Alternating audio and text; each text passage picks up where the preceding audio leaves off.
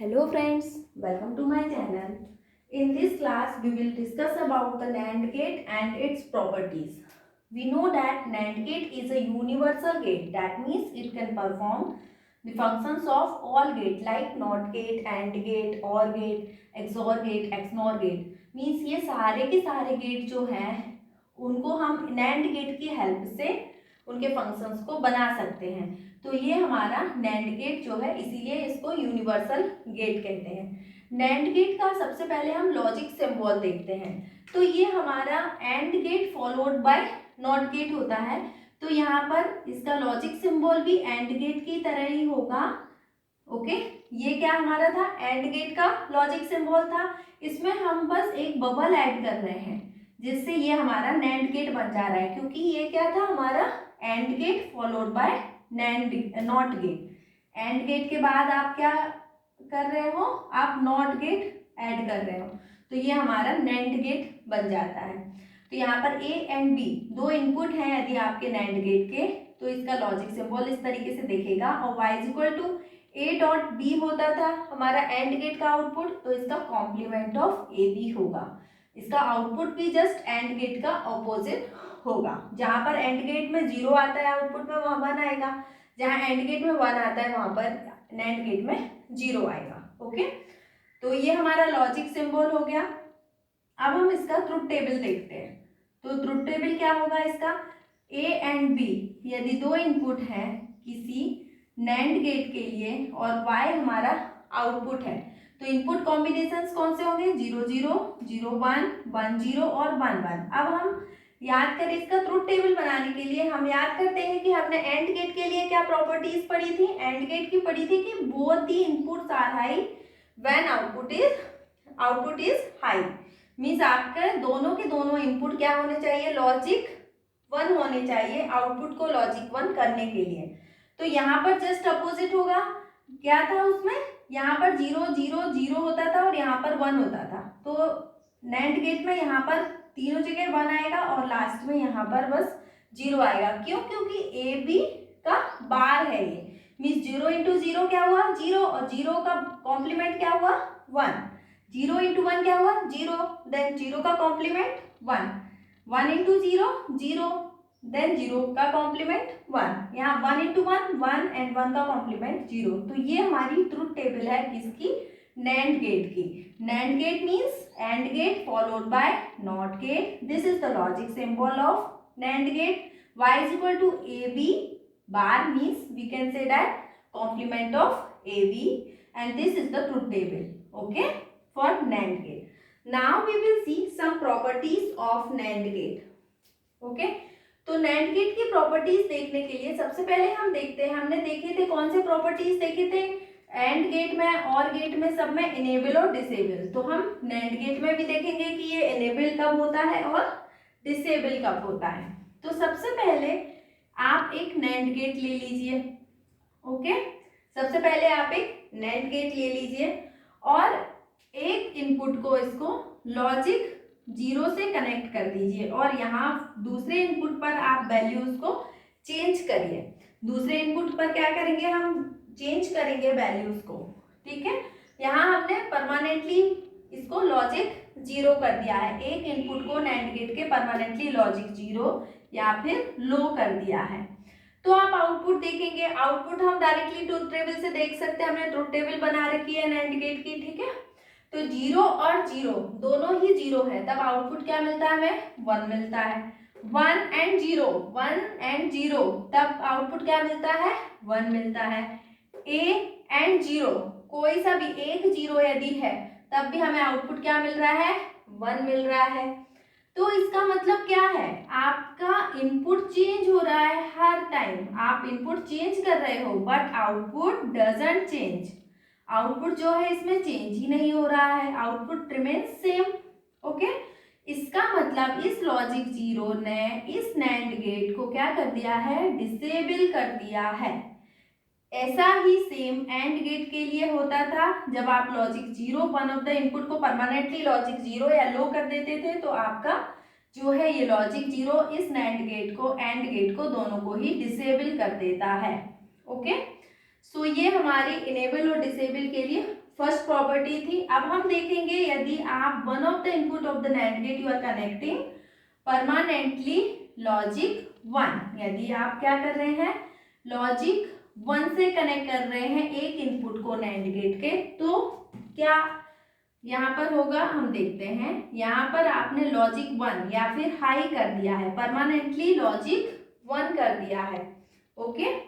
तो यहाँ पर क्या होगा 0 and 1, दिस टाइम 0 and 1, तो आउटपुट क्या आ रहा है इस केस में 1 आ रहा है, क्योंकि 0 है एक इनपुट और एक 1 है।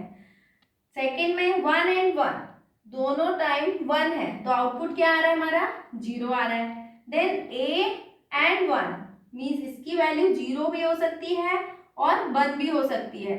तो आप देखिए यदि 0 आप a की वैल्यू रखते हैं तो 0 1 में इसकी वैल्यू क्या आएगी, 0 आप रख रहे हैं a की वैल्यू, तो आउटपुट क्या आ रहा है 1, और यदि a की वैल्यू 1 रखते हैं तो दोनों की वैल्यू 1 1 हो जाएगी, ओके। तो 1 1 में आउटपुट क्या आ रहा है 0, इसका मतलब है कि आप 0 अप्लाई कर रहे हो a की वैल्यू 0 देके तो 1 आ रहा है, 1 अप्लाई कर रहे हो तो 0 आ रहा है। इसका मतलब a to the power a bar, और we can say that complement of a, okay. तो इस तरीके से आपका आउटपुट आएगा। अब हमने देख लिया यहाँ पर।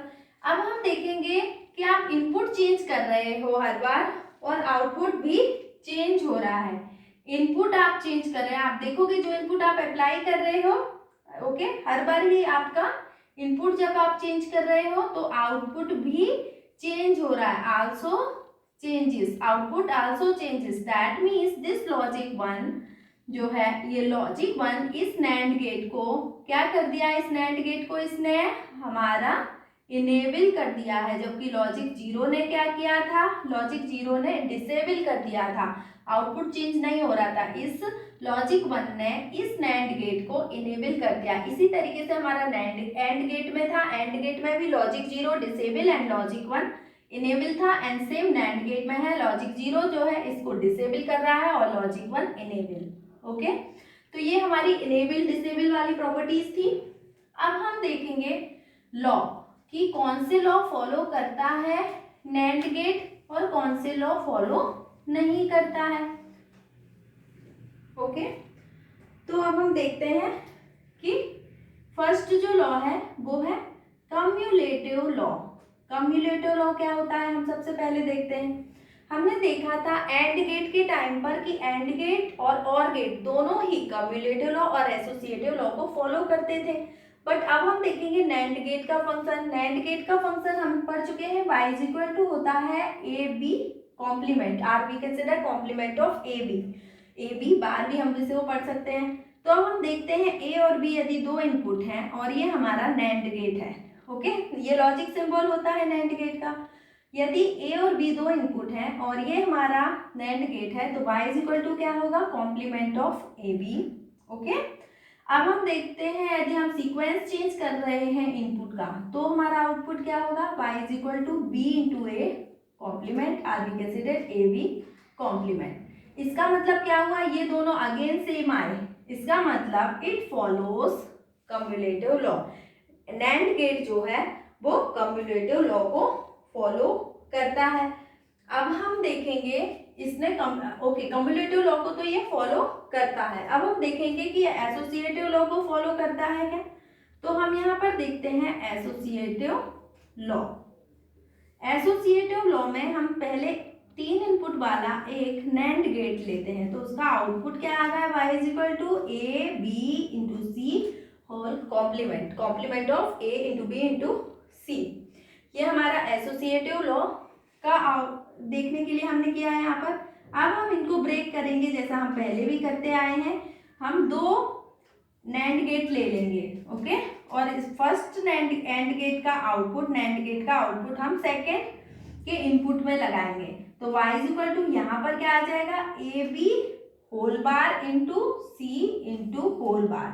अब आप देखिए, अब क्या ये टर्म इसके इक्विवेलेंट है, तो ये टर्म इसके इक्विवेलेंट नहीं रहेगी क्योंकि इसका मतलब है ए B whole bar into C and then whole bar, इस तरीके से दिया हुआ है।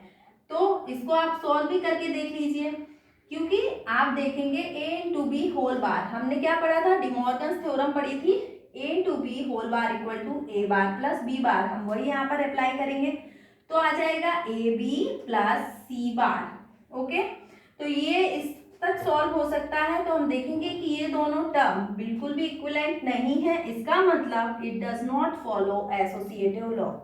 NAND gate followed cumulative law but not associative law. तो इस स्टेटमेंट तक हम पहुंच सकते हैं। हमने देखा था कि एंड और दोनों ही लॉ को फॉलो करते हैं, बट यहाँ से स्टार्ट हुआ है कि NAND गेट कम्युलेटिव लॉ को तो फॉलो करता है बट एसोसिएटिव लॉ को फॉलो नहीं करता। और क्यों नहीं करता, हमने देख लिया कि आउटपुट जो है सेम नहीं आ रहे हैं, चेंज आ रहे हैं। ओके, तो ये हमारा कम्युलेटिव लॉ और एसोसिएटिव लॉ था। अब हम NAND गेट के अनयूज्ड इनपुट को यदि यूज करने की बात करें, जो कि हमने एंड और गेट में देखा था, तो मैंने लास्ट एंड गेट के वीडियो में मैंने बताया था आपको कि अनयूज्ड इनपुट को आप कैसे यूज करते हैं। तो अनयूज्ड इनपुट का मैं आपको बता देती हूँ। For NAND gate it is just same as AND gate. Okay, it is just same as AND gate property. तो AND गेट में हमने क्या पढ़ा था कि अनयूज्ड इनपुट को आप लॉजिक 1 से कनेक्ट कर दीजिए, लॉजिक 1 या फिर पुल अप कर दीजिए, तो आप इसका बेस्ट वे होता है जो unused input of AND gate को यूज करने का। तो यही सेम तरीका NAND गेट के लिए है, तो इसमें हमें डिस्कस करने की ज्यादा जरूरत नहीं है क्योंकि ये just same as AND gate है। तो हम कह भी सकते हैं कि ये AND गेट की तरह ही काम करता है। AND गेट में हम ऑलरेडी पढ़ चुके हैं कि ये लॉजिक 1 से कनेक्ट कर दीजिए आप जो अनयूज्ड इनपुट है उसे, तो सेम हम NAND गेट के लिए भी कर सकते हैं। तो ये हमारी NAND गेट की प्रॉपर्टीज थी।